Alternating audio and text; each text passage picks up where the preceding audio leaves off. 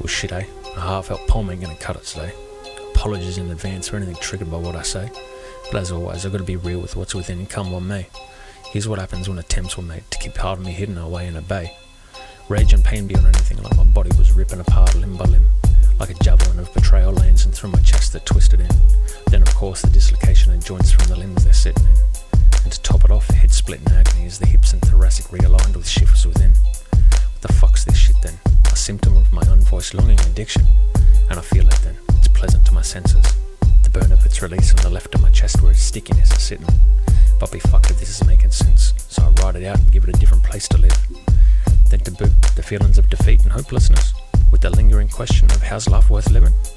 Why the fuck would I do this to myself? It's been years since this feeling. So long in fact, so repressed it was I forgot it existed. Insurmountable rage at injustice that I was forced to live in. Being forced to live one way when my heart called for different. Now I'm sitting in this energy as it courses through my body. Spitting and channeling the forces, it may sound a little cocky. Fun fact, it's not, only confident, like that fella called Rocky. Cause what was thrown here was blocking, in all honesty. It's dropping from the vocal box to unblock me. So I pull it back, that which was ready to fire and aim. That which had been caged and shoved away is now free, no longer ashamed as was the case. No longer ashamed of what I've named my sacred rage. So this rage I uncork the bottle it's in. Let it pour freely and guzzle it. Slowly I'm twisting it, no stopping it, soars easily, breathing as I puzzle it.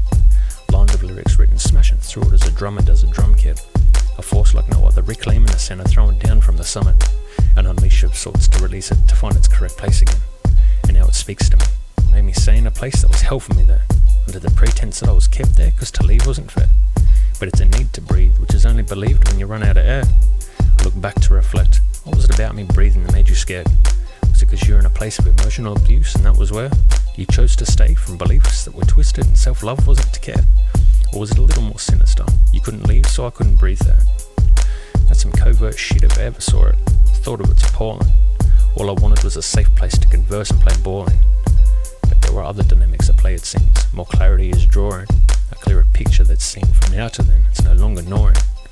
So I'm going to tear down every brick of it, tear apart this religion. Because living like this is a crock of shit, a mindset of fear to live in. Forcing cracked out belief systems on kids is sickening. Making me live a life of lies and begging for forgiveness. What the fuck did I do that was so wrong to deserve this? While he's smiling hard behind a title, how many times have I heard this? So I'll tear it apart, just my life, heart and mind. Did you hear this? Releasing this caged-in rage to the person who owns and writes this. So I'll pull it back, that which was ready to fire and aim, that which had been caged and shoved away. He's now free, no longer ashamed as was the case, no longer ashamed of what I've named my sacred rage. I judged it so harshly, to then arrive at a place of discerning. I judged it to be unsafe to trust again due to the ache that was hurting. Then leading to the mistrust and resentment of the feminine. So what's this then? Can I blame another and only put your faith in, man? But nah, because I then mistrusted the me who trusted. So then no trust in the masculine. What a complexity then that I found myself in. A past inability to trust either woman or man. Now it's replaced with that discernment. It's instant and put firmly, straight at any situation or person that attempts this flirting. Because that's flirting with the uncorked broken neck of the pre-mentioned bottle. She'll be drowning in the liquid that pours deep throat and eyes boggling. Choking on the shards of it that splinter and drop off in your esophagus.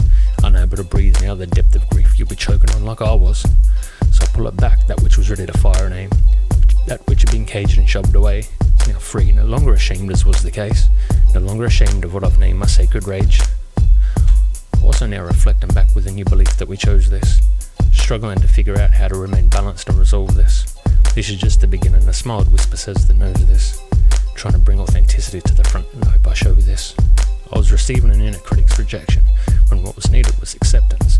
Flying with empty words, with no action to back them under the pretense of protection. Because I wasn't protecting me from shit, just fear-based projections.